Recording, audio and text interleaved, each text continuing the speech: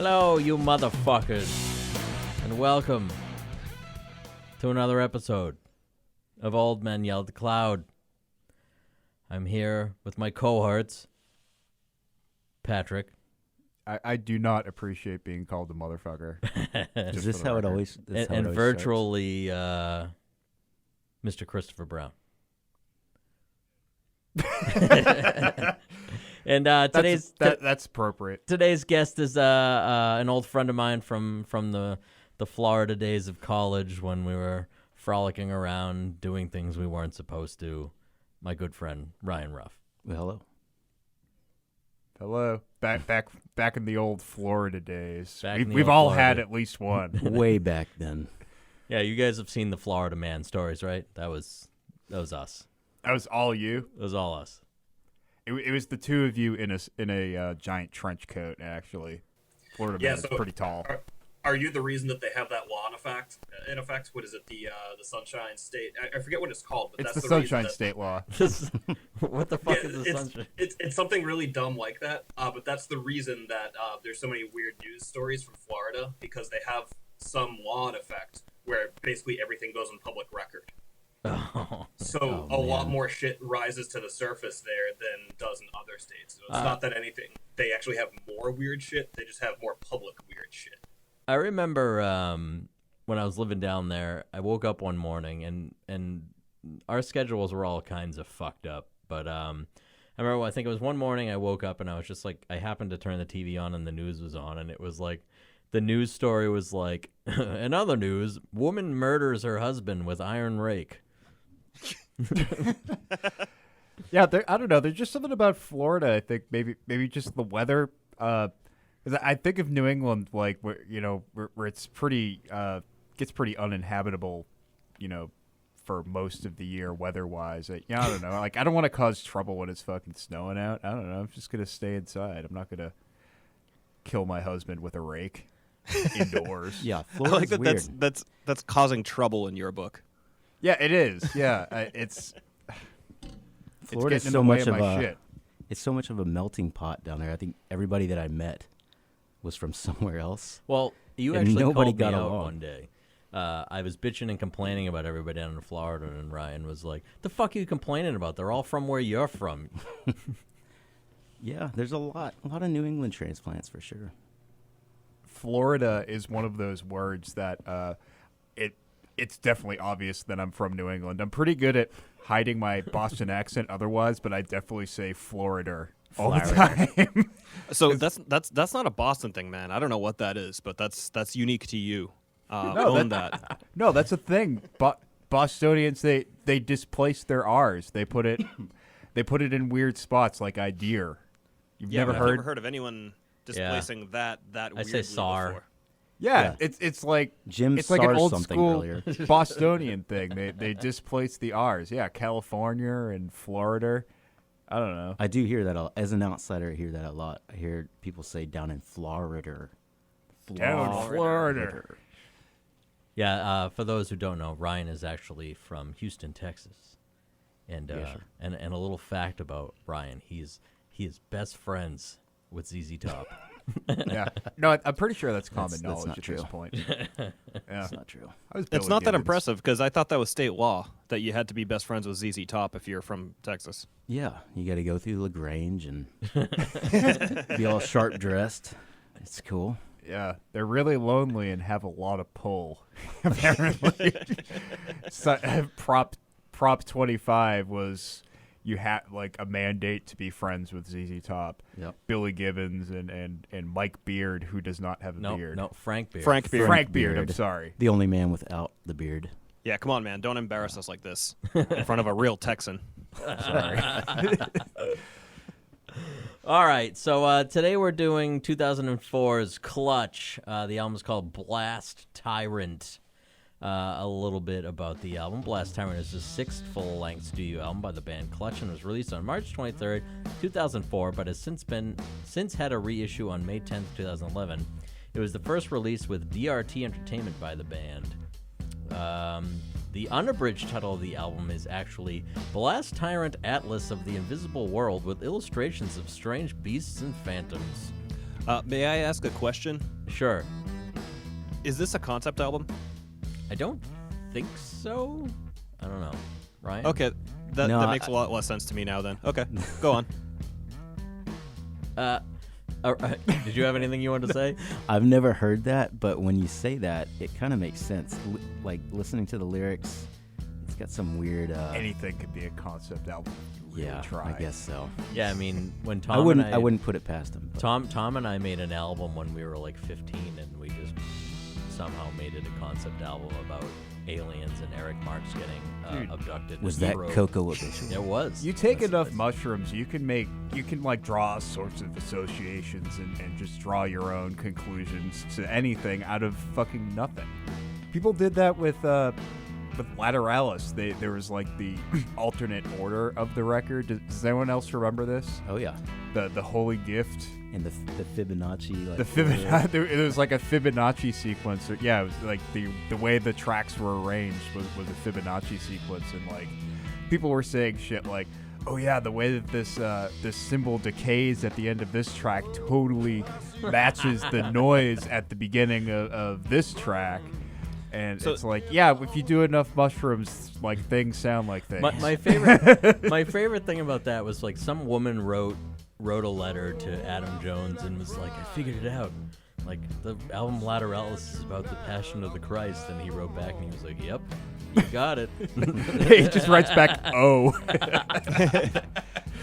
Yeah, it was about that movie that came out 4 years after the album. Sure. I mean, why not? Who the fuck gives a shit about anything anymore? So anyway, I- more about I the love record. Yeah, there's not much here, but it says a reissue of the album was released through Clutch's own label, Weathermaker Music, and contains the original album along with a second bonus disc entitled Basket of Eggs, which is a collection of acoustic versions of songs, which we actually got a little taste of on the record because I have the deluxe version from 2001 and 2011 by the band, including the Polar Bear Lair demos, the music video for the song "The Mob Goes Wild," which is created by Ryan Dunn. Unlike some reissues the band have done, or some of the import versions of their albums to begin with, the track listing of the original album remains the same. I kind of just rambled on there. Yeah. But an interesting. There was a dead guy in that sentence It's- somewhere. there too. was, yeah, Ryan Ryan Dunn. Dunn, he's dead. R.I.P. He was driving too that fast. was kind of weird. Wrong Oh wait, Big no, guy. that was Ryan. No, that was Paul Walker, right? Or did they both Yeah. die? In a No, car Ryan Dunn. Yeah, he died. Were one of they in the Jackass same car? guys. No, Definitely wrong kid died. race? Paul Walker and Ryan you Dunn were are- in the same car. you are Okay, right. got They it. both died. But that was kind of interesting to read, though. Is that they had some kind of weird Like thing with him. affiliation with Jackass, like where they actually went out to Bam Margera's house to film a couple of music videos for that record. It was weird. So I can actually shed some light on this. I was doing some wiki digging while listening, and apparently the singer of Clutch is in a side project with Bam Margera's older brother. yeah, Oh, really? yeah, the yeah, dude from so- CKY. Yeah, Yeah, so he's Oh, that's he's right. In He's the drummer. I forgot. For yeah, CKY. he's in a side project with him, so he's kind of in with that crew somehow. Oh, totally. To Yeah. some extent. Um, So that's while that sounds like a weird pairing, it actually makes sense. yeah. No, I get it. it's like the 6 degrees of Jackass. Everybody knows somebody who is affiliated with somebody from Jackass. Like I worked with a guy at Microsoft who grew up in New Mexico and managed a pizza place in New Mexico, and Steve-O actually worked for him. That's cool. Was he in the music video? I don't think so. I don't know. Yeah, I'm pretty sure I know someone who has like hung out with Steve-O, like did coke with him at a party or some shit like that. And I think like anyone could probably say that very same thing because I Steve-O's watched, done a lot of cocaine. I a lot watched of Johnny Knoxville's movie, the one where he owns like an unlicensed amusement park. It's based on Action Park in New Jersey. Oh, Like it's yeah. it's a comedy based on it. That was a And newer movie, right? Yeah, it's terrible. Don't see it. Isn't it like half real, half scripted, half his typical like sketch antics or? Very well may be. I didn't. Did you watch the learn whole a thing, whole lot about it? Christopher? What's that? Did you watch the whole thing? Oh, I did. Yeah. Yeah. I mean, Christopher Dunn doesn't walk out of shit. Are you kidding me? No, he does. What He did you sits You through. walked out on something recently. I forget what it was. what did I recently? within the last couple of years. I feel like you walked out on something. I walked on Broken Social Scene in 2006. Yeah, I hate that movie. Let's just continue to perpetuate the idea that they are a movie. They are not a band. Yeah, They're it's a a movie. movie. It's a film. Broken Social Scene. It was a film from 2006. Yeah, it's a Everyone film saw that it. it's a I film didn't that see keeps it. getting made every few years. So he said SAR. He said SAR. You said Yeah, you heard that, right? It's because I'm drinking. It's all right. We'll It get, comes out more when I'm we'll, drinking. we'll get a fucking yawl out of Ryan before the end of the night. Yeah, yeah. Holy shit. Although Ryan's Texas accent isn't that bad until he gets shit-faced. And then he's like fucking Boomhauer from King of the Hill. That's great. You get every 12th word, and you're like, yeah, he's talking about his car again. Yeah, okay, that's good. No, it's gone away a little bit. Been away for a while. Yeah. I kind of envisioned like a Yosemite Sam sort of situation where he was just kind of like alternating guns shooting up and down in each hand. He keeps saying rootin' tootin' for some reason. This rootin'est, tootin'est nachos I've ever eaten this drunk before.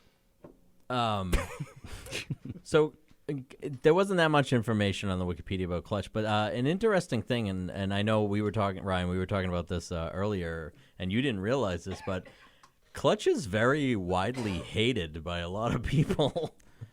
Yeah, especially a lot of my like metal friends or hard rock friends. Yeah. They've always you either love them or hate them. Yeah. There's no middle ground. Which it was funny because as soon as the first three notes happened on this album, Patrick turned to me and went, "Christopher's gonna fucking hate this album." So actually, it's funny. I was gonna interject there and say, well, let me preface by saying I actually kind of liked this album. Oh my god! Yeah, no. I give up. I don't know shit anymore. That's But awesome. but I totally see why people would hate this band. Well, we were talking about it. Ryan and I went to dinner before the show, and it's like it's bro rock, but it's like not butt rock. It's like almost butt rock, but not quite. Right. The way, well, it's executed in such a way where it's not slick, and there's character to it. I think it escapes a lot of those pitfalls because of that. Yeah, no, you're right. I'm amazed. It doesn't have it as much like polished. Yeah, It's like the songs themselves that they were really polished and sang with like the fucking Nickelback dude. It could be really, really bad. But So, because it's yeah. sang and performed by them, it doesn't sound as cheesy, I guess. yeah, definitely. There were definitely some cheesy lyrics on it, but I think they do a pretty good job of, like, even the songs that are like borderline like butt rock cheesy are still like, all right, like these are still They're acceptable. self-aware. I think. Yeah. I think that's kind of the distinction to make is that they're self-aware and I don't know, fucking Theory of a Dead Man named Did themselves any Theory of a you Dead guys Man. notice the producer of the album? Yeah, Machine, I think. Machine. Is who it is. Anyone know anything about Machine? Like, is it an actual machine? Is it a man? I think it might as well be at this point. I don't know a whole lot about it, but I know that the dude has done like a total. He's done a total of probably like 20 out of the 30 big, like I don't know what we call it, metalcore Like the Kill albums, Switch. like Kill Switch. Oh, Shadows interesting. Okay. Fall, those guys. I think he was for a while. He was the go-to. So Todd probably knows Producer. who he is. He's like or mixer. Flood, but Interesting. for metal. Yeah. Interesting. And I think he's kind of become like they want to get away from him now because it's. We're trying to it's phase still- him out. Yeah, but I don't know. That's what I've read and what I Trying remember. to phase out the So, just a Someone else side usually love conversation we can have tonight. Maybe we can start a GoFundMe for Machine since he's probably not getting a lot of work right now. I think he's doing quite well, probably. Yeah. yeah, probably getting a lot of Let me- residuals. Let me do some more research on Machine. He opened. We he, can like, still moved get- from New England to Austin, and opened up a studio that was like a multi-million-dollar studio. And then you look at his discography or what he actually produced, and right when he built the studio, it starts falling off. So it's like all the big things he did was before his. Well, his name is Gene Freeman, so I already don't trust him. Why? That's a made up Is it name. Gene Gene. Freeman. Gene Freeman, known professionally as Machine, is an American music producer and engineer who has worked with many bands, including Lamb of God, Clutch, As It Is, Crowbot, and others. Good old Lamb O' God. That'd be great if they were O with an apostrophe. Lamb God. Lamb O' God. Lamb of God, Lamma. He's done a bunch of fucking shit. Oh, he worked with fucking Fall Out Boy and Ew. Gym Class Heroes and Ew. Ugh. oh, he did the Power to Believe, King Crimson, Oh, a recent King Crazy, Crimson yeah. album. 2003. Yeah, No one yeah. cares. Yeah, I've never heard anything from He did Past, like, Super 1979. Sexy Swingin' Sounds, 1986 White Zombie. Oh, no shit. That was a remix album though, so he probably did like a track on it. Coal Chamber featuring Ozzy Osbourne. Oh, the Shock the Monkey Yeah. cover? Woof. Yeah. Oh, he did Head PE. Oh, that's a hard woof for me, bro.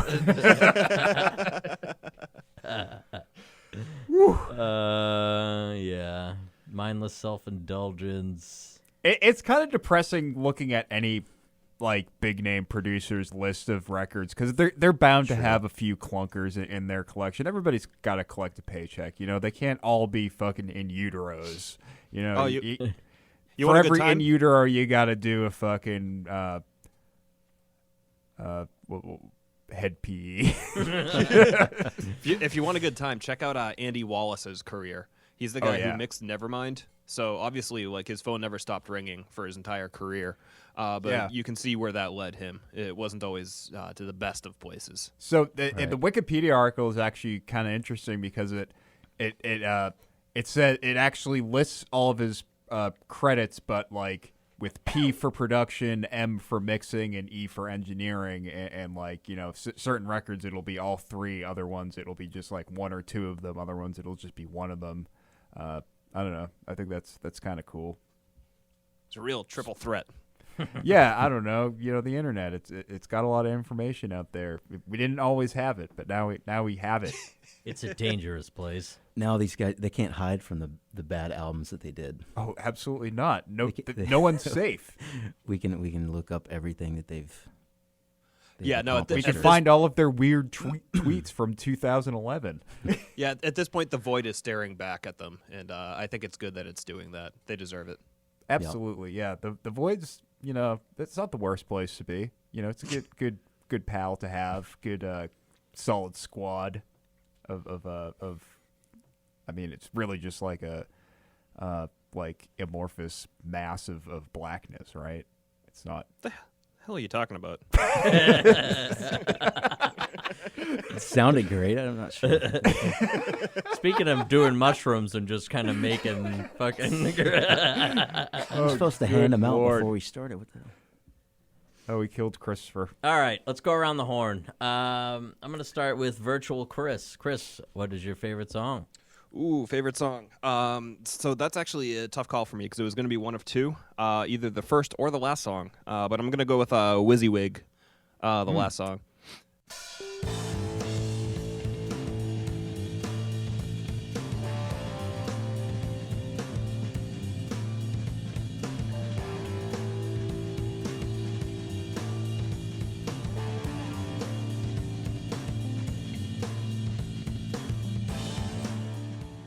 All right. I liked it was kind of like a satisfying conclusion. There was a lot of sameness, I think, especially when you got into like the last third of the album. Yeah, I Where can there was understand that. A lot of the riffs were just kind of blending together, and there weren't a lot of like strong choruses at that point in the album. So this was just kind of like a little breath of fresh air after all of that. I would agree. That yeah, was the a guitar- close second for me. The guitar and bass interplay, I thought, at the beginning was great, and just the plinking of the Fender Rhodes piano was really nice. Indeed. Yeah, I think they're a band that definitely one of their strengths is their ability to just kind of jam out on shit, and it was nice having the vocals out of the equation and just hearing the instrumentalists have a 6-minute block of fucking around. Yeah, I really dug that track. It was definitely one of my favorites. Wasn't it one of the two of you guys had guessed that was going to be his favorite? I said due to the piano or the organ or the Rhodes. Oh, I that said was I said good, there yeah. was, no, I said that there was some I said there's some organ in here. I bet Christopher will like it. There was no organ on that one. It was just Fender Rhodes. There was organ Oh, it elsewhere was though. Rhodes. Yeah. Yeah, there's organ on the track before it, I think. Okay. Yeah, there was organ on that one. There was actually a synthesizer on Army of Bono. Yes. He We called, knew he you were called gonna that pick one that too. out. There was another synth part too that you brought up. Yes, it was. I can't remember the name of the song right now, but it was. Oh, here we go. I got the track listing right here. What do you know? It was Ghost. Yeah, Ghost. A had ghost. some. Yeah. Yeah. Goblins. That was the more like ballady track. Goblins. But Patrick was like, "I'm calling it right now. This is going to be Chris's favorite song because there's a synthesizer on it." That's the joke. You know, Yeah, no, I Jim, understand Jim the likes joke. things It's, that go it's- boom boom. Yeah. It is a Christopher very likes funny things joke. that goes boop boop boop boop boop boop. Patrick It's- likes it's- things that go. Chick, chick, chick, chick, chick, chick. The best jokes are the ones that you have to explain. Just I time mean, and time it's again. for the you know It's for the kids at home Yeah. That's the that joke. don't understand. Yeah, no, in my head, you just put on a Peter Griffin costume to explain that to me. Oh, absolutely. Yeah, I'm in the corner of the screen right now, doing it. Doing a cogent explanation of the game. All right, P. Rick. So my favorite track was going to be "Worm Drink." I'll march no longer. I'll fight no more. You can send out all the track snibblers, but I'm done with war. Because I mean, first of all, that's just a I great. hear the worm drink is loose. It's a great name for a song. I fucking is love very that good. right off the bat. It was a really killer groove that like stuck out to me for some reason. It kind of alternated between this very slithery riff and then like very pockety choruses. Yeah. Just that were. It was a nice interchange of something that was like a little more kind of, you know, a little more like loose and dramatic versus something that was a little more in the pocket, if you will. And it was brisk. It was like, you know, a little over 3 minutes, but it manages to take a few turns. Yeah. The Kunga section was definitely cool. I heard this song and I could see myself like getting drunk to this somewhere on the South Shore circa 2006, just like hanging out with like my metal boys back then. This is a band. Patrick has all of a sudden found himself in the middle of a mosh pit I have on actually, the South Shore. I have actually seen this band live before. I've seen Clutch. They opened for Coheed and Cambria. This was at Which is Worcester. a weird pairing. Very weird pairing. The audience was very. It was a weird mix for sure. What a fucking timestamp. They do a lot though. of that. Yeah, that is a 2007. Yeah, and, like- and actually the next night I went to see fucking Silver Sun Pickups at what's the venue in Rhode Island? Is it the Roxy? Lupos. Lupo's, yes. So it was with very that- 2007. With that information, I could probably pinpoint like the week that happened. It was like mid-November of 2007. It was definitely in the fall. I was gonna say August, but hey, you know what? Close enough. Close enough for jazz. And I just kind of liked. It was the most exciting moment on the record for me for sure. I really there's sort of like this George Clinton-esque quality to the choruses that like definitely lended itself to the pocketness of those choruses. Everything just There's kind of some- like felt right. There's some primal howling in that song. Yeah, too. he does. Yeah. He gets kind of guttural, like just yelling it. Yeah, It's old funk or it something. felt very genuine, and that's kind of where it transcends being butt rock into something that's like suburb rock, but Yeah. in a good way, because it's like it's speaking to the people, if you know what I mean. And that's something I can kind of appreciate about this group, and this was, I think that this track was them doing what they do best. Yeah, I actually really like the guitar solo in that song too, which is weird because normally I don't like guitar solos, especially ones that are just kind of blues based. But yeah, no, this was actually a really cool solo. I actually wrote a note just to remind myself about this song. Yeah, I think it was a pretty strong track. All right. Ryman, favorite song? All right, that's a tough one because there's a few really strong ones, and mainly they're strong because they're just well written. The choruses are really good, but I think my favorite's the "In the Wake of the Swollen Goat."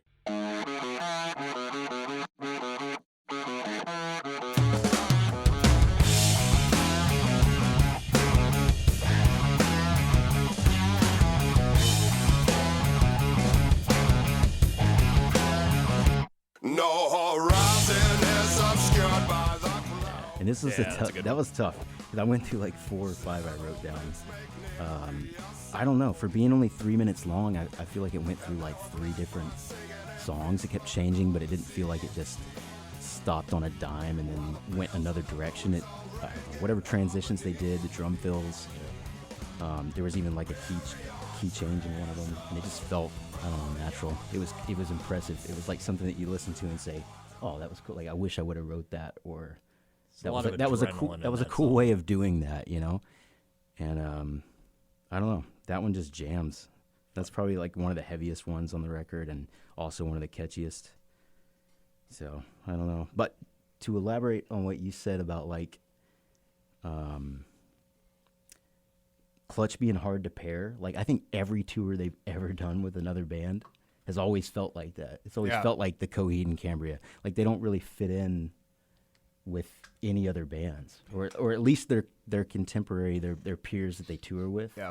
They don't ever fit in with them, so they kind of stand on their own. Yeah, but they I feel like they bring an interesting vibe to the room. I remember going to see them, and like it was actually really fun to see them like and like get drunk Well, watching them play. It's like I was kind of pre-gaming with them, and they were like Right. they were really good Yeah. at like working the crowd up I and feel like jamming they're and shit. they're a It's pure very relaxed. adrenaline band. Yeah. Like you're in the crowd, your fucking adrenaline's going. You're wanting to fucking kind of flail around and just fucking rock. Like if these guys were playing at like a local Boston club or some shit, like and they were nobodies, like they would bring the house down. It would be a Yeah. fucking hoot. For sure. All right. What do you think? My favorite track is going to be Cypress Grove.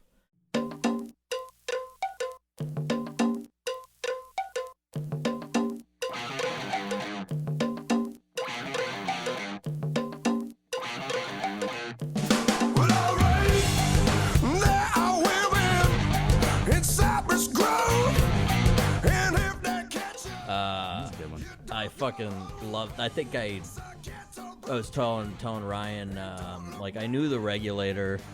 That's kind of an iconic track from this band. It actually made a Love Nate Dogg. guest appearance on Different Regulator. on an episode of Walking Dead in season 2. And Mob Goes Wild is another one that's kind of popular too. That's a good one. But yeah, Cypress Grove's just got kind of that like cool like clunky aux percussion in the beginning that kind Yeah, of kicks dude. it off. I Yeah. could see Patrick getting fucking horny as it was happening. I was chubbing hardcore. And, yeah, that song's groovy as fuck. And you know, it comes in and it's got that percussion, and it starts up and the lyrics come in, and then that main fucking riff kicks in, and it's just fucking the balls. Yep. Yeah. It slams. It fucking slams in. That's the first Clutch song I ever heard. And Yeah. that's the one that like really roped me in. And when he's talking about like, you know, big bloodhound in the back of a jacked up Ford, I'm just thinking of like this fucking southern junkyard, and it's just really painting that picture for Yeah. me. It's Yeah, just it's fucking fucking- thick with humidity. Yeah. It's just like 90 degrees, but like 120 What's humidity crazy, index. that song is like one bad lyric away from being like the Solo Cup song, you know? Yeah. The one like, my beer's in the center console. Well, yeah. I mean- but at the same time, but it doesn't. It, like, You doesn't were have to like saying that. when we were listening, like you could take these lyrics and put them in a country song, and it would be like a whole different fucking animal. I love this bar. Yeah, it really is. But Yeah, they dance on the line of being, I don't know. They dance on the line of being butt rock. Like I'm not gonna fucking. Yeah, they definitely flirt with it. Cypress Grove and Promoter, I thought the two of them back to back were both kind of Tom Morello-y in terms of Yeah. the riffs. Yep, Yep. for sure. All right. Yeah, it had that like one wah, like the one. There was wah some pedal part. funky guitar Tom Morello-y shit going Yeah. on for sure. Absolutely. All right, Christopher. Least favorite track. Ooh. Okay. For this, I would probably go for the Regulator, actually.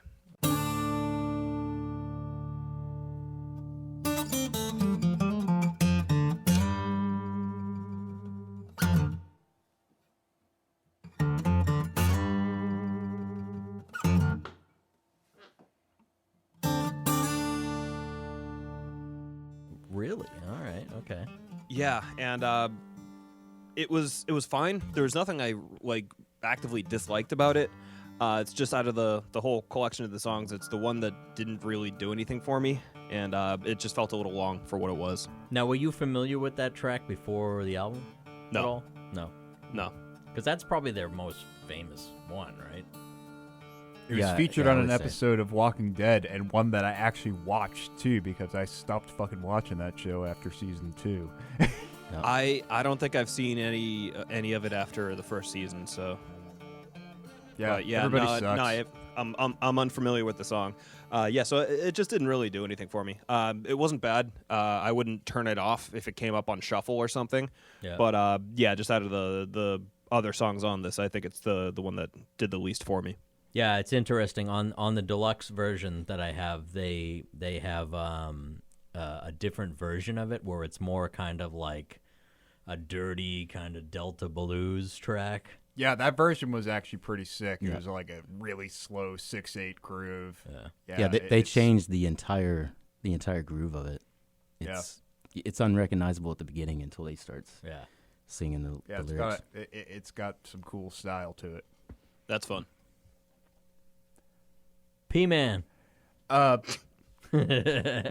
Yeah, so my least favorite is. By the actu- way, speaking of P-Man, I have to I'm, pee. I'm sorry that I don't have a toilet and everybody's had to piss in my backyard. I had Has to this pee already all happened over tonight, or- myself.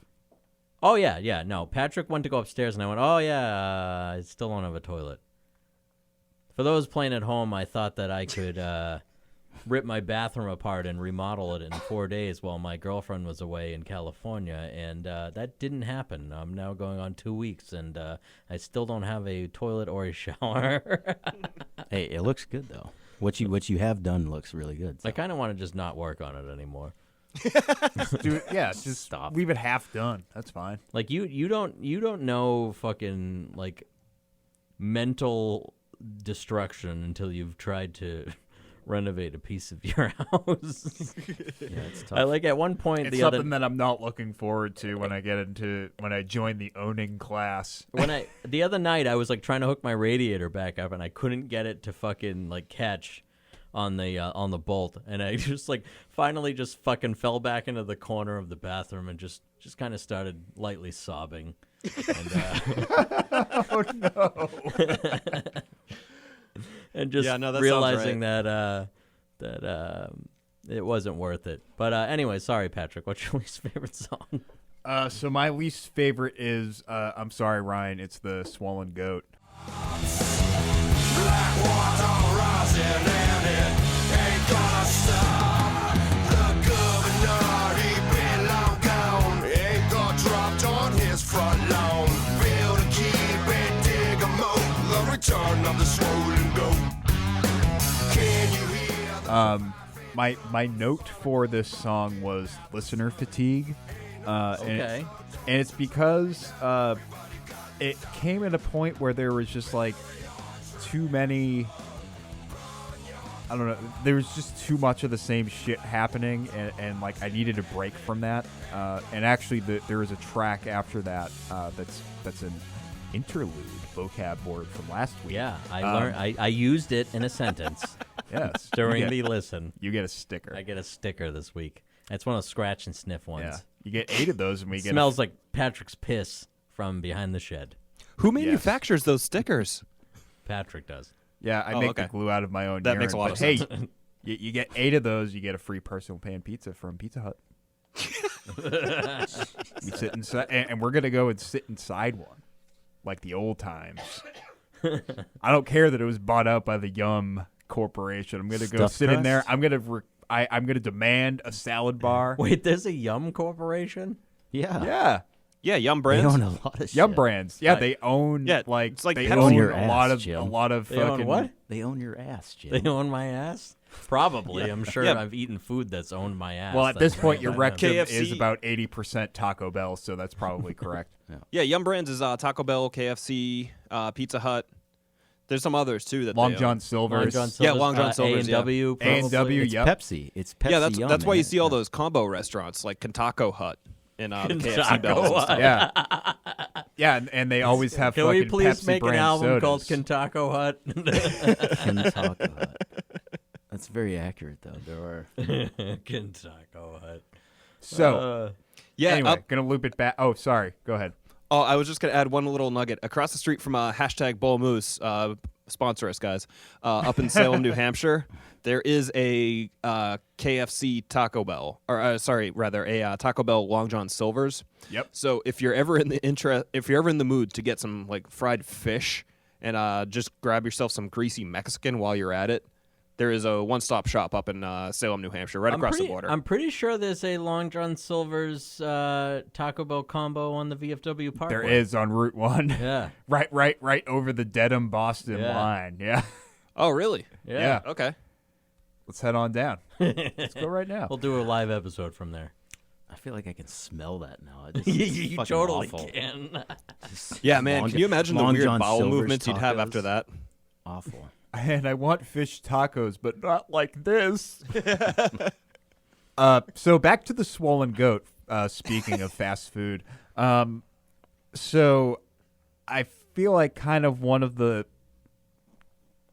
weak points, and maybe I'm just looking at it the wrong way, because it could also be a strength of this band, that the singer tends to sort of write these lyrics that are.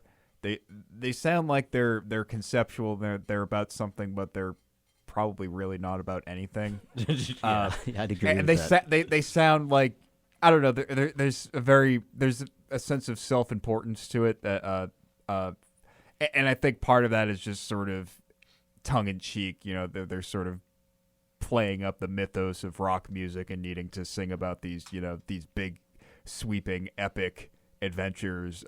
But like in reality, I'm not really like hearing any sort of story, and I feel like this song was definitely a offensive use of that. I felt lyrical- like this I can song see was that. about a swashbuckler.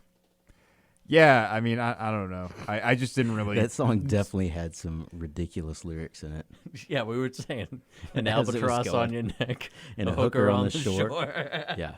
No, I totally get that. I think what I liked about it was just, I don't know, maybe just the music aspect of it, but you're definitely right. It was very bizarre. I think maybe if ridiculous. I heard it out of context, I would enjoy it more. I think it was just its placement on the record.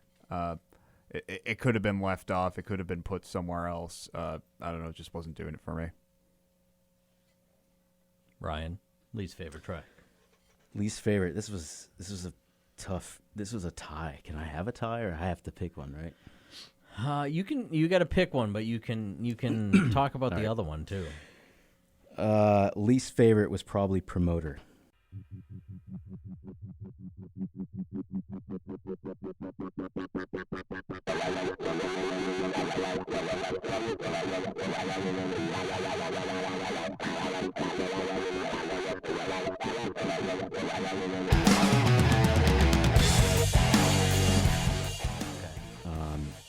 I don't know. There's something about it, and it's not even that bad of a song, but the guitar player really pisses me off in this song. It sounds like if you go to Guitar Center or any Never a good music start to a description. shop, and there's that and I was this 12-year-old kid, so don't think I'm putting fucking young Oh, guitar we all players were. down. We all were. But you go to that section where they have every fucking guitar pedal, effects pedal lined up, and you plug into it with a cheap Mexican Strat or whatever. Oh yeah. And he puts on like 3 chorus pedals, a couple of flangers, like a phaser, and he just starts playing the shitty 311 riff or something like that. That's what that fucking song sounded Through, like. like, every pedal. It was like so overdone. It was like, dude, how many more pedals are you gonna put on that shitty riff? I don't know.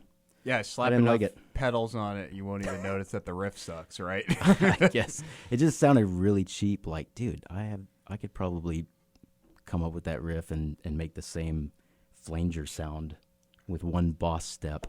I don't know. Makes me think of that Hard Times it article was that's okay. talking about the shoegaze guitarist's pedal board who gained sentience and demanded creative input into the band. I actually saw a status earlier that drugs are just effects pedals for your mind. That's dumb. Wow. It's deep. Yeah, man. What was your runner up there? You said you were having a hard time. I'm Yeah, curious. it was Ghost, Okay. and it sucks because it sounds like that was like kind of like Regulator. It sounded like it was supposed to be their big opus, their big like acoustic deep track, and it just, I don't know, didn't hit it. Sounded kind of forced. That's all I got. My least favorite is also going to be Promoter. I felt like this one had the lamest lyrics on the album. I mean, if you're gonna get butt rock, I think this is this is closest to going over the tipping point. It was just it was a little too accessible of a song, I think. And yeah, I still like it. Like, I like every track on this album. That's my least favorite one for sure. Nope. That one and Prophets of Doom is kind of accessible too. That was my second probably runner up. I like that one. Prophets of Doom? Yeah, fuck you. Okay. Well, that's kind of a convenient lead-in because for my MVP moment, I'm going to go with the effects in Prophet of Doom, in particular the wah pedal at the beginning, because doing those super slow sweeps is really the best way to do wah stuff at any point in time. And if you're not doing it that way, then you are using a wah pedal incorrectly.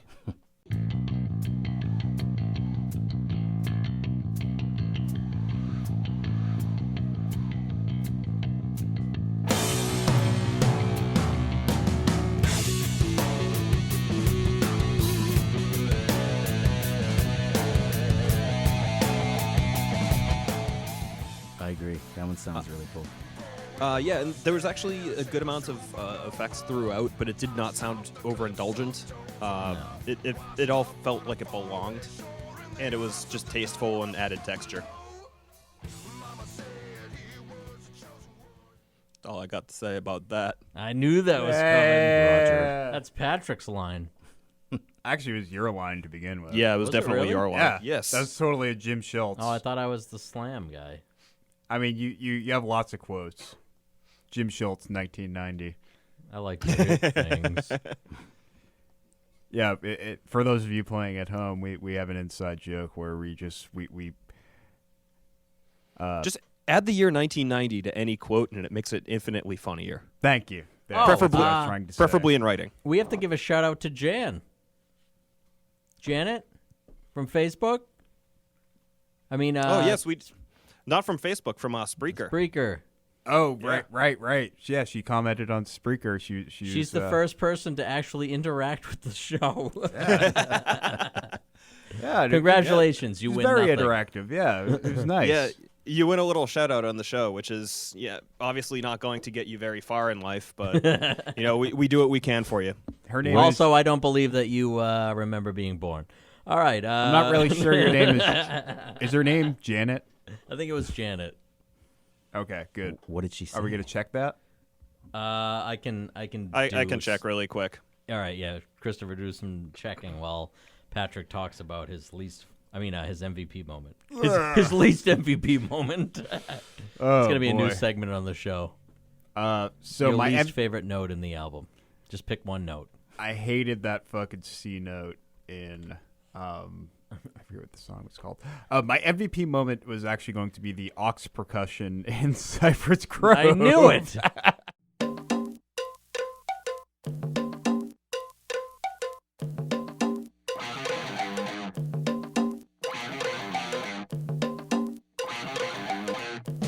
Well, alright, there are women in Cypress Grove, and if they catch you, I am very predictable. And just the groove in general had this great sort of funky pocket to it. That was your favorite track. That was definitely up there for me. I think Cypress Grove, WYSIWYG, and Worm Drink were probably the three faves on this record for me. Yeah. It was Janet. Janet, yeah. Janet, yep. Thanks, Janet. Thanks for participating. What did she say? I gotta know now. She had a few comments. She was she kind of was live tweeting on the comment section of the podcast. And this wasn't like an aunt or something. This is a legitimate fan. No, I think it was one of Deegan's friends. Yeah. Oh, I'm sorry, aunt. We're in New England. You gotta say fucking aunt. Yeah, it's a bit of a different meaning here. Aunt versus aunt. Yeah, I don't think it's any different. No. No, I don't think the familial ties are any different from region to region. No, that's completely incorrect, and you know it. Shit. So, like, in different regions of the country, so aunt is your mother's sister, obviously, but aunt could be what? It's mother's sister's mother. Only your mother's sister? Aunt Marjorie. What's your father's sister? Your father's sister? Iunt. No. It's your mother's sister's mother. So your mom has a sister, and that sister has a mother. That's an aunt. What's a Shit, that's dunkle? right. Damn it. A dunkle? What's a I dunkle? think that's something that you can do in the toilet. That's funny. I was gonna say a dunkle is Or by your the dad's shed. brother who is pretty Over by sweet the at shed. hoops. Yeah, dunkle's what you do over behind my shed. Oh, wait, what did you say, Christopher? I said Dunkle is your dad's brother who's pretty sweet at hoops. Oh, yeah. Good old Dunkle. Yeah. He taught me a lot about basketball. He taught me a lot about soul music, and he taught me a lot about myself. Good old Dunkle Jordan Jackson. Yeah. Dunkle Jordan Jackson. He was, just hook shots from across the court. He was b-balling, and, man, he was possibly even c-balling. Damn. That's hardcore. And he had great. That's a dunkle, dude. Maybe he was He leaned right the fuck in. maybe he was 8-balling too. Who knows? Oh, and he had totally. great penmanship. Definitely. He Yeah. definitely was. Ryan, MVP moment. So the song was kind of lackluster. Yeah. Yeah. Lackluster. Yeah. But I liked the breakdown in La Curandera. I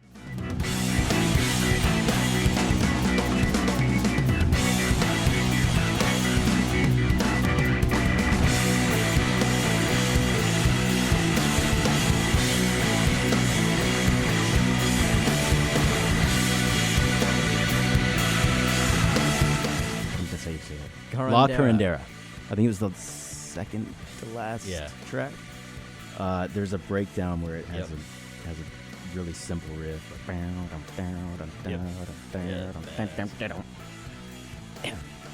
I like that one a lot. I don't know, and then the drums come back in and it's kind of gated and sounds almost Phil Collinsy, and then it starts jamming again. I was actually trying to look that up was the MVP moment. what a La Curandera. I don't know the fuck to say it. I did It's the same pork. thing. It's fine. It's La a Curandera. Pork. You go into Chipotle and be like, yeah, I'd like a burrito with the Curandera and. Oh yeah, when they're out of the El Paso store, it's definitely it's a solid runner-up for sure. Curandera. Yeah. So yeah, the whole song it's good. It's not anything special, but something about that breakdown. Whenever I've been listening to it, in the past and it's, tonight. I'd say in that Kinda has song, a- it really kind of it spices things up because I know Christopher mentioned like the last third of the album kind of gets a little repetitive. Yeah, it does. Like it's kind of like, and I feel like all the choruses on this album are pretty good choruses, but it's kind of the same formula in the end where it's pretty predictable what's going to happen, and then that happens and it kind of breaks it up a little bit, which is cool. Yep. The beginning of the song is definitely the same as the last few, and then it changes up. So I actually it's think cool. that this record was, and this is a term that I don't think I've ever used. It's very middle loaded, where like I wasn't really into the first couple of tracks, and then like the center of the album had some of the strongest tracks I thought, and then it kind of lost the plot a little bit towards the end. Yeah, that's pretty interesting. I can't think of many albums that are middle loaded. Yeah, that's why I thought that was Maybe strange. load and reload. Yeah, I could see that. Yeah, I mean, Middle reload and in middle load. oh, I get it. Load. No, I can definitely see that, and it is. And I think it has a lot. I think the album itself could have been short, like 4 or 5 tracks. Oh, It'd yeah. been a lot better cohesively. I think Yeah. they could have ditched a few, Oh, for and sure. and it's still and would have been a lot more as far as like you talk about the sequencing or the order of songs. I think it could have been done better. You Yeah, could have dropped some, and it would have been a more solid piece. yeah, for sure. Yeah, I think if like Subtle Hustle, for example, I think if that were towards the front of the album, it might have been my favorite song. But because I had heard enough songs with the kind of riffy sort of thing that a lot of them were doing by that point, I was kind of tired of it at that point. Yeah, But it had a solid chorus, probably one of the best of those types of songs on the album. I agree. Yeah, it's like we already heard that one 2 or 3 times. It was good, and this one's good, but let's see what else you got to do. No, definitely. All right, you're doing the riff again. This one has a good chorus. It's a better chorus, Yep. but you're still doing the riff. Yeah, I agree. Hey, if it ain't broke, don't fix it, right? My MVP moment is actually going to be, we just kind of brought this up with the weird-ass lyrics, but in Swollen Goat, where he's like an albatross on your neck, a hooker on the shore, but then it cuts off and it's just like that guitar. It's like... And a hooker on the shore, dogmen to the deck. There's a hooker on the. In the wake of the swollen goat.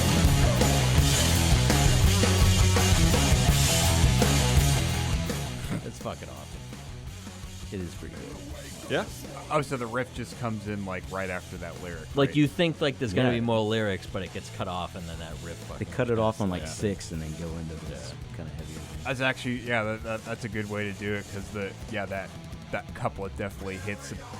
It definitely thuds a bit, but then like if you break, the only way to save that is just fucking come in with a killer riff afterwards. Yeah. Yeah, Yeah, that's the lyrical equivalent of taking like a skee ball and throwing it into like an empty metal pan. Just You like kind of automatically clinks all get over the place. 1,000 It's- points for this giant hole. Yeah. All right. So we've done that thing. Now let's Sure do have. the other thing. Comparable album, Christopher? Ooh, that's gonna be a tough one for Chaboy. So this, I had a hard time listening to it, thinking of something that was on the comparable side, but I think what I'm gonna have to go with, and again, it's just because a lot of the riffs kind of took me there, was Battle of Los You Angeles. motherfucker, that was going to be mine. Oh, I can see that. I can definitely by hear that. Radom. I wouldn't have thought of that in a million years. To my but credit, that's I awesome. have already brought up Morello tonight, so Jim, they have it's 2 definitely been other rattling albums. around the old It's brain. true. Yeah, that That I one can definitely specifically. hear All that, right, let me and see I what would else have I never can think thought of of. that. But Well I don't done, think sir. I don't think there's any hard rule that 2 of us can't pick the same thing. But at any Yeah, rate, but I want to keep it interesting. I'll see. fair Fair enough. But yeah, so that's my pick. I like it. And I definitely hear that. Very good observation. Oh, okay. What you got over there, Slick? I'm just singing the song. He's just being From Zach. the album. He's Zach De La Rocca over here. Yeah, I'm Zach De La Rocca. I'm Tim C. I'm Tommy Tommy M. Me. Morello. I almost called him Tommy Wiseau. He's not the- That would be awesome. That guy needs a band. I make movies, sometimes play guitar. Oh my god. I went to Harvard for political science.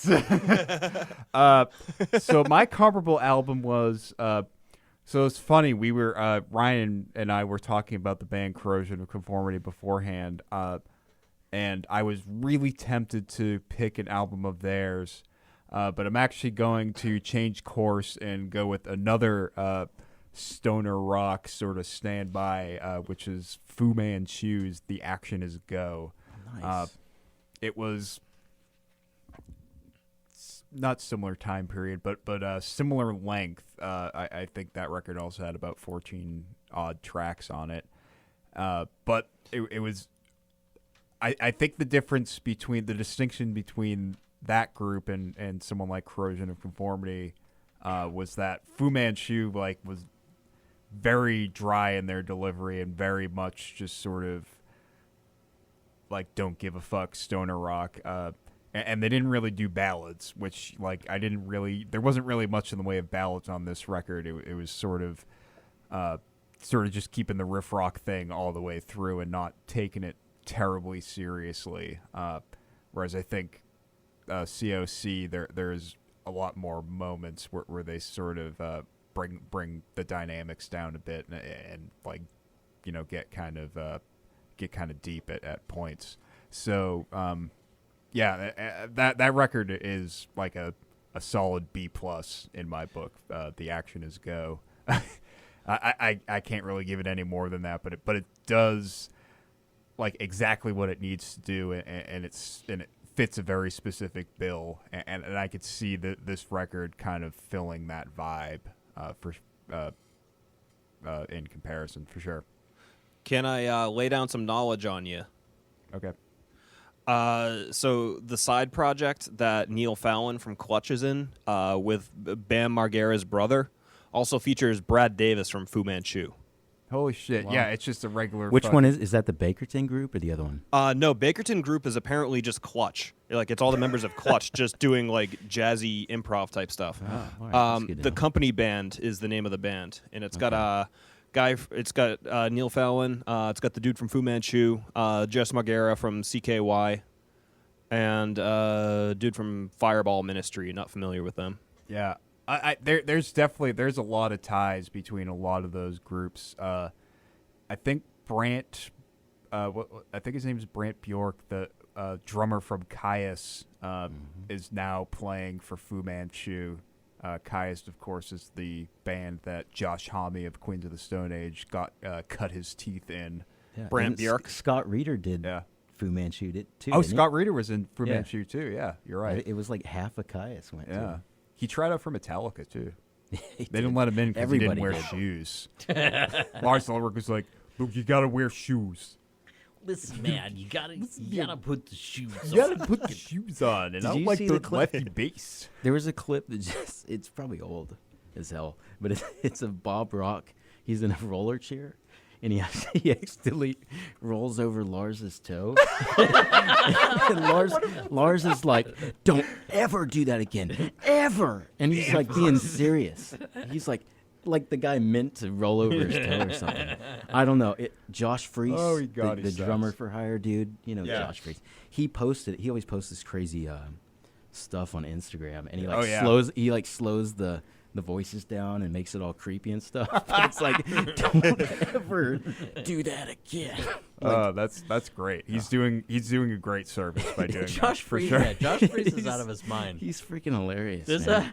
a clip of him he did a fucking series where he would be in different airplane bathrooms. Yeah. and he'd be eating a meal. He had in, like the M&Ms fucking and lab shit in there. in on a fucking international flight.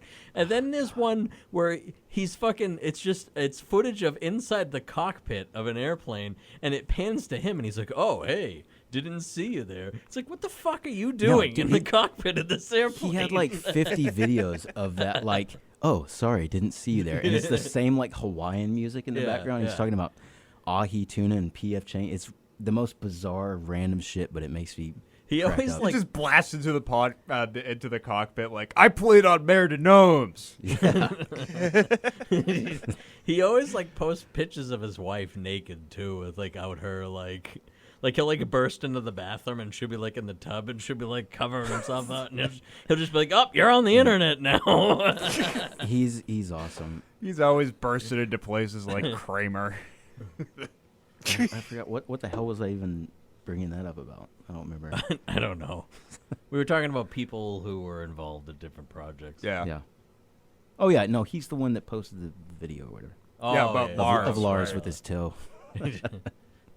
Yeah, Okay. do not crush a Dane's toe. Don't you ever do that again. And he's like, Bob Rock's like, ooh, what the fuck? It's pretty hilarious. You don't fuck with the Danish man's toe. Mm-mm. Especially him. It's filled with cheese. Gross.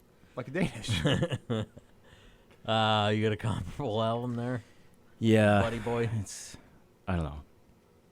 So you told me whenever I was coming in to do this, you were like, comparable album could be something that sounds like it. It could be anything but- you fucking want. Right, really. right. Okay. So it definitely does remind me of COC, especially Wise Blood. Yes. It just, I don't know, it just has the same like jam. Like you just want to bob your head to it the whole time. But it's really good. But at the same time, you can kind of put it on in the background and you're not listening to it Yeah. too heavily. I love that record. Yeah, it's a great record, and I think it is comparable. But I'll go with something else. With That record actually ends with an instrumental as well. yeah, it does. Yeah. And it's a good one. But when I first got Blast Tyrant, I also got the one following it, which was Robot Hive Exodus. Mm-hmm. So I didn't even know like what songs were on what album because I listened to them all together. So it was like just one giant album of 20 tracks. But I also got that one, those two, and Lamb of God's Wrath, which that's when I was kind of falling off of. Like that was the last Lamb of God album that I really got. Not to any fault of theirs, but I just got out of it. I don't know. But that's what I think of. When I hear those tracks, I also hear like, oh, what's next driving down the road? Like I skip it and I hear Lamb of God's Wrath. So that's what I'm fucking going with, Jim. Wait, so Lamb of God's Wrath. Oh, I'll go with okay. that. That's what pops into my head every time I hear those Yeah, for songs. sure. I Well, hear you those got me other thinking songs. about Wise Blood, too. that's like That's a great yeah. record. So is there's a a good weird. record. I have a weird. It's just like a decade earlier. association where fucking I have World So Cold by Mudvayne and Zombie by Cranberries, like in the same vein, because I had an MP3 CD that I had in my car and they would always follow each other. So I always associate those two fucking tracks I have together. not thought about that song in so long. World, World So Cold. Because that was off. That wasn't even on LD50. No, that it was on on End of the All s- Things or whatever. Yeah, that was on the second album. Yep. Holy shit! And say what you want about Mudvayne, but their drummer was fucking sick. So was their bass player. Yeah. I he's do no have Joey a soft spot Jordison. for LD50. Yeah, that album's good. What are you saying there, CB? Oh, I said he's no Joey Jordison. Oh, no. No, definitely not. Don't Touche. even get him started. Touche. Fuck that guy. My comparable album is going along the same train as the stoner doom metal thing. I'm gonna go with Warp Riders by The Sword. Good one. Very Oh, like The I feel like Blast Tyrant's a very riffy album, and I feel like Warp Riders is also extremely riffy. Like we want to talk about just like fucking guitar heavy, like riffy albums. Yeah. Yeah. Yeah, I don't think I know the Sword that well. They're kind of like, are they kind of like Baroness? They kind of like along those lines. Yeah. Sort of. Yeah. Yeah. Yeah. Sword of. Ah. Sword of. No, I can hear that though. Yeah. Especially so that breakdown in the La Carandera, whatever the hell it was. That sounds like straight out of. Well, I mean, like at Warp Rides, they have what is it, Trey Brujas? Yeah. Three witches, you will be. I could totally fucking hear. Yeah, Clutch it's got the bands catch, the choruses, Yeah. the catchiness of it for sure. All right, let's rate this bitch. All right. CB. I am gonna go ahead and give it a 7. Wow. I gotta say, I was expecting like a 4 or a 5 out of you when I was listening to this album, driving around, going, "Yeah, we're gonna do this one." I was like, "Christopher's gonna fucking hate this." right. Nah, man, I'm fucking full of surprises. No, it was I enjoyed it for the most part. Like I said, it got a little samey towards a certain point in it, but for the most part, I liked it. Didn't love it, but I liked it. Okay. Would you listen to Sweet. it again? Yeah, I'd probably give this another listen to kind of wrap my head around it a little bit better. All right. P-Man? I'm actually going to give it a 6. And I would, if it were 3 or 4 tracks less, I would give it a 7. I think there was just too much of the same shit happening over and over for me to like really have that moment where I felt like there was enough for me. And yeah, I would have appreciated a few more like low key tracks or just them kind of trying some other shit. I honestly didn't really get into the album in earnest until track 4. What's that? Grove. Cypress Grove. I almost called it Groove Patrol. Paw Patrol. And yeah, I think it. And like I said, I really liked the middle of the record the best, and I appreciated the moments where they were doing things outside of their kind of riff rock Irv. I definitely see what people dig about them, and under certain influences, they would definitely be a band for me. I think with a few more beers, I would have given this album an 8. I think they're super fun, and I appreciate what they do. I thank them for their service, and I salute them. But yeah, it gets a 6 from me. All right. Ryan? Can you give half stars? Nope. You can give whatever you want. It's got to be a full integer. All right, fuck it. All right, so I'm a fan of Clutch. I think this is their best. I don't know. It has my favorite songs on it. I don't know if it's the best Clutch album. I give it an 8. And I definitely hear what you're saying, Patrick. That it has too many songs, and it does get very, very repetitive. But just from when I got introduced to it and my memory of it, that plays a lot in like how you view an album or a band. So I got to go with an 8. It's surprising, actually, for 15 tracks, it's not that long. It's only like 54 minutes or something. Yeah, and there were a lot of records. Quick one for that. Yeah, and there were a lot of records from that year that were pushing 70, 80 minutes. Yeah, for sure. All right. I'm also going to go with an 8. I actually didn't really get into this album like heavily until maybe a few years ago. I mean, I had known The Regulator, I had known Mob Goes Wild, and I had known of the album, but I hadn't really like actually listened to it all the way through. And I was saying that when I travel for work and stuff, and I'm working in a lot of the data centers, and I'm kind of there by myself, I'll throw my headphones on, and A, to protect my hearing from all the fucking server fans, and B, just to like keep myself occupied. And we and yeah, go ahead and I'll cut this. Lost you there. Hey, buddy. Hey. I'll just cut Edit that point. out. Edit point. Yeah, so when I'm in the data centers and stuff, and like all the fans are going and everything, I'll put headphones on and I'll listen to it. And I was like, you know what? I was like, I'm gonna check out this whole album, and I did, and I fucking love this album. And it's one of those ones that's just like, it is a kind of bro rock album, in a way, but it's one of those ones where I'm not gonna be like, well, this is stupid, like party rock. Like it actually is like it really does give you kind of a good adrenaline rush when you listen to it. It's not embarrassing. Right? Exactly. It's important. Yeah, it's not embarrassing. And if I'm up late at night and I'm driving home and like I need something to like keep me going, like I'll put this on and this will give me that kind of like. They sound like they're genuinely having fun doing Right. it too, and Yeah.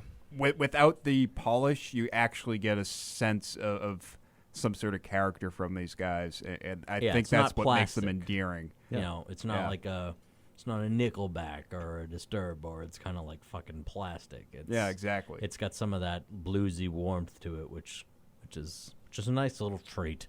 So it gets an 8 from me. Cool. So that gives us a 7.25. That seems Nice. about right. Yeah, I think it's Yeah, fair. not bad. Yeah, I think that's fair. All right.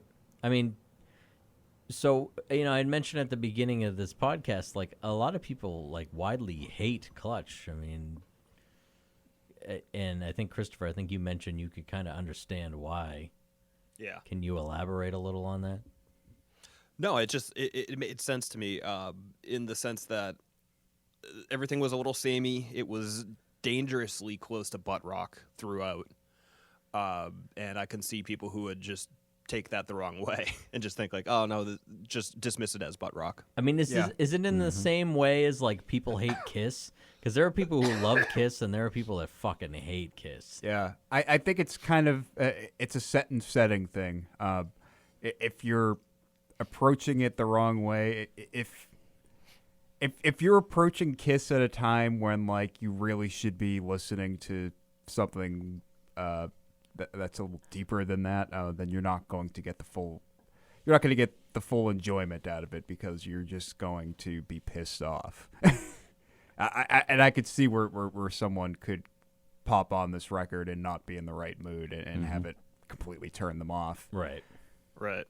I feel like I love this band and this record, and I feel like that could have happened to me like that. Like, I don't know. I think you hear it in the wrong light, and you're like, dude, get Maybe this that's shit what outta here. happened to your friends, because Ryan was telling his friends that, like, oh, yeah, I'm going to be doing Clutch. So I gave Ryan the option. I said, Oh, jeez. No, don't say that. Why not? They're going to be like, why didn't you pick this fucking shit? all right, fine. No, go ahead. Whatever. It's I your gave, show. I gave him Go I gave him a couple of options, and we narrowed it down to Alice in Chains' Dirt or this.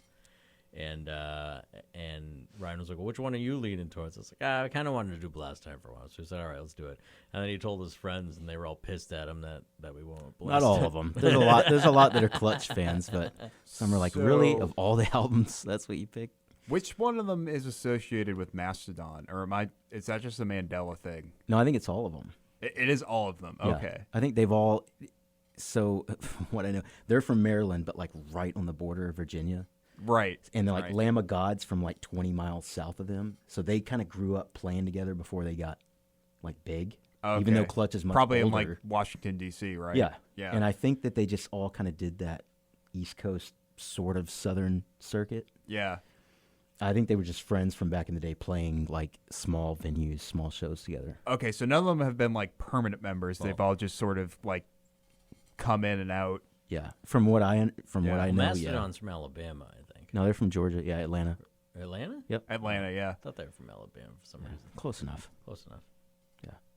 But yeah, I think they just did that whole like mid to late 90s like Okay. East Coast thing while they were actually coming up, and so they got close together. Interesting. Yeah. And COC is from a little further south. They're from North Carolina. Right, except Pepper. Except Peppy? Pepper's from New Orleans. Oh, but right. yeah, from the NOLA, band's definitely based out of North Carolina Yeah. for sure. Actually, so we were talking about this earlier because Ryan was kind of dabbling in some of the Old Men Yell at Cloud episodes, and we were talking about Bowie's album Low there. And did we, Christopher, I don't remember if you brought this up, but we were talking about how I guess Low is like one of Trent Reznor's like big like influences. Yeah, I don't think we mentioned it on the episode, but yeah, it is. It's on the He- Wikipedia article. He mentions it. Yeah. Well, no, I didn't. I unlike you guys, I don't just read the Wikipedia articles. I actually put some time into putting together a thoughtfully crafted. He reads books. intro. Oh, whoa. Fucking fancy pants, Mr. Bourgeois over here. I don't got time for that shit. Wikipedia's right there. and I can misread it all I want, which I generally do. I actually yeah, just so, watch YouTube videos of people ASMRing the articles, like whispering them into my ears at night That's the best way to to absorb. Yeah. exactly. Yeah, so no, we did not mention it, but yeah, it is one of his more one of the bigger albums for him. It's nice that Trent didn't just lean on the synthesizer, though. That's good. That was the best part of that episode. He's like, why the the guy leans on a synthesizer and people are fucking sucking his balls. Invented It's, post rock. Well, he did rip off a Bowie B-side called Crystal Japan pretty mercilessly for A Warm Place. So Yeah. He admitted it too, right? yeah. He was like, dude, I listened to that like a couple of months later and it was the Interesting. I exact didn't know same that. melody. Yeah, that and Down in It is a rip off of a Skinny Puppy song, like pretty shamelessly. Oh, damn. I love that song too. I got to check that out. Yeah, it's a Skinny Samples a Puppy song. Prince song too, right? There might be Prince samples in there. It's a Skinny Puppy song called Dig It. Yeah. What was the name of it again? I got the, Well, your voice. I got the glitched when you said robot that. glitch on it at the very last minute. Sorry. The Skinny Puppy song is Dig It. Oh, Dig it. dig it. Down in it, dig it. All right. Dig Yep. in it. Down digging Well, it. puppies like to dig. They have like a bit of a fixation with their claws. They really like to. They got to get there in the dirt. They got to and get down in it. It's a visceral experience for them. And they Yeah. kind of grow out of it when they get older. They get less interested in it and kind of focus more on other hobbies at that point, right? Yes. Yes. I agree. Yes. Yeah, I mean, dogs got their own thing going on, and I think it's important to kind of go back and reflect it. And kind of with puppies, it's a little bit different. They have different needs. All right, Skinny- so skinny what are we puppy. doing here? I don't know. Do you want to plug anything, Christopher? No, I don't have anything. Just check out the other shows on Zero Science Network. Yeah, There's some good ones, We have like a network. Jukebox Zeros and yeah. You got other shows? Yeah, we got a network. We have built What an does that mean? empire. Yeah, So how many shows you got? So we now have a network called the Zero Science Podcast Network, and we just kind of aggregated the shows that we do. So like Patrick and his friend Lee do a podcast called Jukebox Zeros, where Yeah. they actually listen to terrible albums and try to find out if they're actually terrible. I was a guest on the Chris Cornell album Scream. Are you familiar with that? I'm very familiar with that actually. yeah. Because I'm long. Is that the Long Gone? Is that Yeah. have Long Gone on it? I've tried Yes. to put that out of my memory because it was such an awful experience. I love Chris Cornell and I love Soundgarden, and I actually went on record saying that was one of the worst albums I've ever heard. Didn't they have like a? Didn't Timbaland Yes. do yeah. like a remix of the entire thing? Oh Well, no, he was produced produced- it. he He was the fucking producer. produced Wasn't the there like album. two versions of that song? There was like an acoustic, normal Chris Yeah, Cornell I think I version. know Oh, what you're talking there are a about. couple. Yeah, there were a couple ones that had alternate versions. Yeah, it was and like they one also with a did different hip-hop beat. versions live. Yeah. Oh, yeah. I Yeah, remember and then on that. top of that, so Christopher has a podcast called Nickelbackin', where they discuss a topic that is widely hated and try to dig into that. I don't know if maybe you can explain a little bit more about that. Nah, that's the general crux of it. Okay. Sounds It's good. just kind of like a general pop culture jibber jabber. Gotcha. Jibber jabber's a good way of putting it. Yeah. What am I missing? And then I think that's all Todd's the got shows. his My Unfortunate Brain, Unfortunately, which he's bringing back. Oh yeah, which is kind of like hardcore history, but for music. And then there's an archive of Studio Seller, isn't there? Yeah, actually, the podcast I used to do with Tom, who, for the record, fucking hates Clutch. I was singing a song one day, and he was like, "Can you please stop singing Clutch? They fucking suck." Yeah. That's see. I got a buddy named John. We call him John V, even though he hates that term. It's John Villarreal, but he fucking hates Clutch. He was telling me when I told him that I picked that over Dirt, he like stopped talking to me for like a couple of hours. He's like, you know, He didn't even say he was like, I hate Clutch. That was it. That was the gist of the conversation. I would like to do an Alice in Chains album in the future, though. Yeah, we will. Love those little guys. I've got Dirt Yeah. and the Unplugged. Yeah. I fucking love I mean, that's probably. I usually don't like live albums, but I love the Unplugged album, Alice in Chains. Yeah, they were playing it a lot on the radio, and I think I have a lot of fond memories of the summer that they were playing a lot of that. 96, 12 years old, not a fucking care in the world, yo. Yep. He was like, yeah, I'm gonna fucking live out my teenage danks through Lane Staley. Oh yeah. Teenage. It sounded like you said teenage dankst. Probably that too.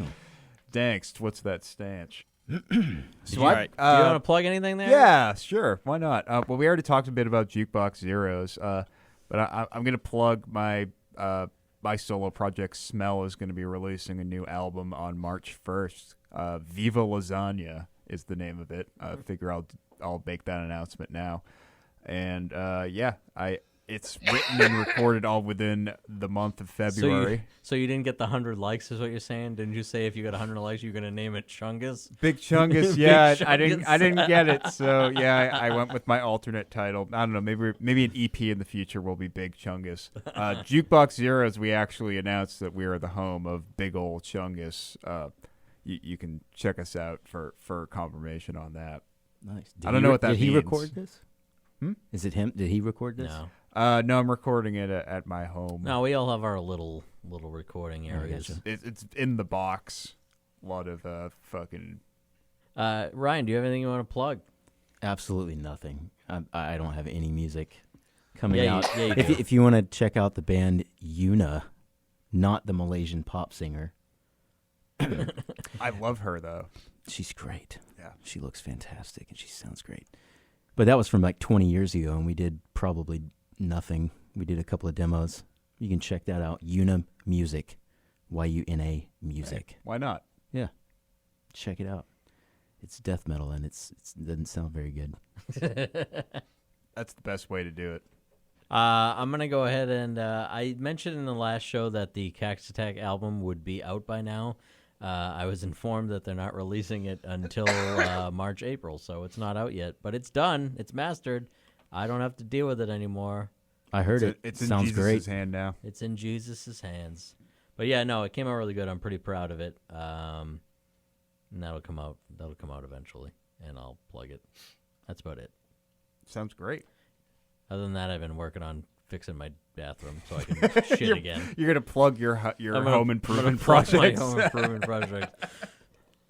All right, Mr. Ryan, thank you so much for Yes, coming thank on. you. Hey, thank y'all. Been a hoot. Thanks for coming. Y'all. And I think that about just does it for this program. Yeah, thanks for listening yes, to Old Men please. Yell at Cloud.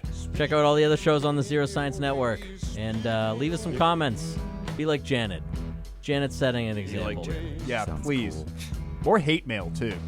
Feeling way Yeah, too so- good over here. After what Christopher fucking pulled in the last 2 episodes, I'm surprised we haven't been our houses haven't been torched. I got to listen to the last one because all I saw was that we pissed off an entire nation that I didn't get to listen to. So Yeah. listen to it. All right, I'm Jim, I'm Patrick. Okay. and we'll see you in hell.